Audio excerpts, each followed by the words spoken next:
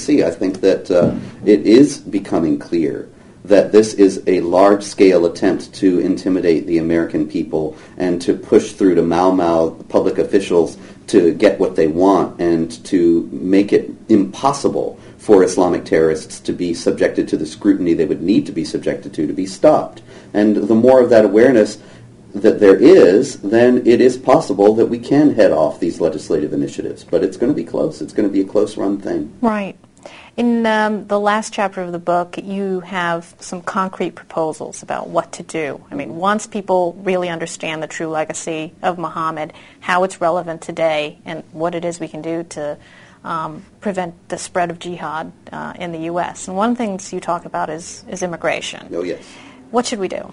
Well, there are many things, and there are a number of steps that I think need to be taken incrementally to deal with this problem. I mean, the foremost difficulty that we have is that there is no Islamic body that has excommunicated, in effect, Osama bin Laden or people who believe what he believes. And there is no way, therefore, to determine whether a Muslim believes in the jihad and will ultimately want to act upon that belief, or whether he rejects it. There's no way to tell. Right. Now, that would seem to me to be something that we have to take into account as a matter of national security when considering immigration questions. The immediate thing that we can do, but by no means the only thing that we must do ultimately, is, I believe, institute far more stringent requirements for visa applicants, student visas included, and immigration applicants in general. I have developed, actually, a questionnaire on this basis that tries to sharpen the issue a little bit. Right now, as far as I understand, the immigration application asks applicants, are you a terrorist? And has an asterisk attached to the question saying, if you answer yes, it does not mean that you will be barred from the United States. Right.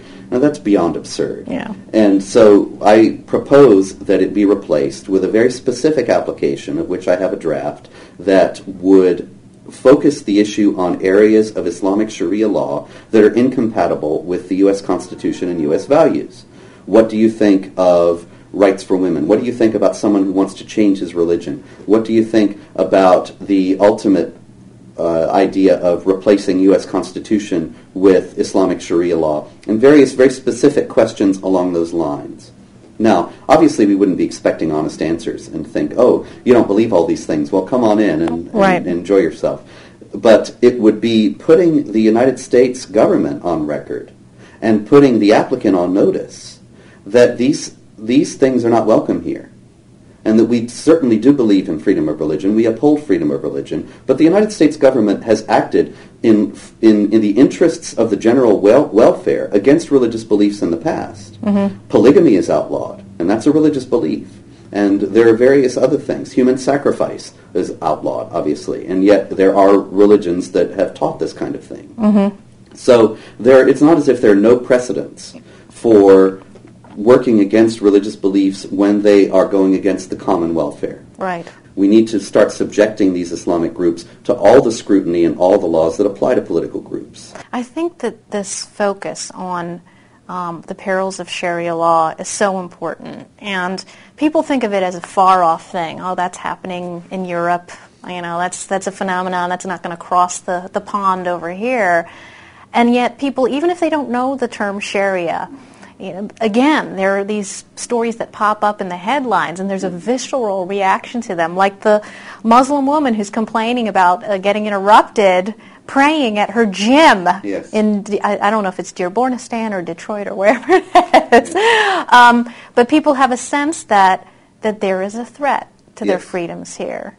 There is, and it's very cleverly, it's proceeding very cleverly, because this woman in Michigan is saying this is a civil rights issue, and they're interfering with my freedom of religion and my basic human dignity and so on. When really, you know, whoever tried to pray in a gym? I mean, when did you ever get the idea that you had a right to pray in a gym? But they're very skillfully playing upon American national traumas about racism, which is the foremost American national trauma. And since, I mean, Islam is not a race, anybody of any race can be a Muslim, and there are Muslims of every race. And so really it's not a racial issue ultimately at all, but casting it in those terms repeatedly with the imams, and again with this woman in Michigan, they're able to play on these phobias that are so deep in the national character that they're able to get what they want. And so we need to start to speak honestly about these issues and understand that this is a totalitarian ideology that is one that would subvert our political life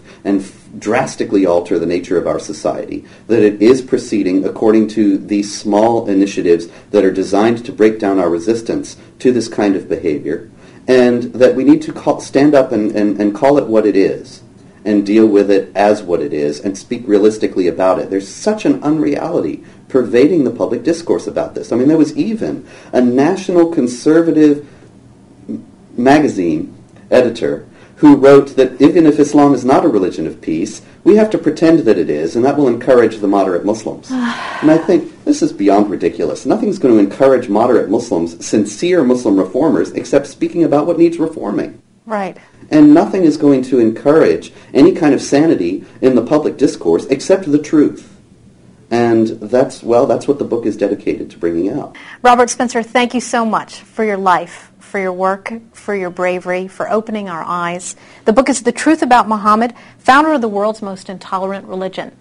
I'm Michelle Malkin for Hot Air TV. See you next time.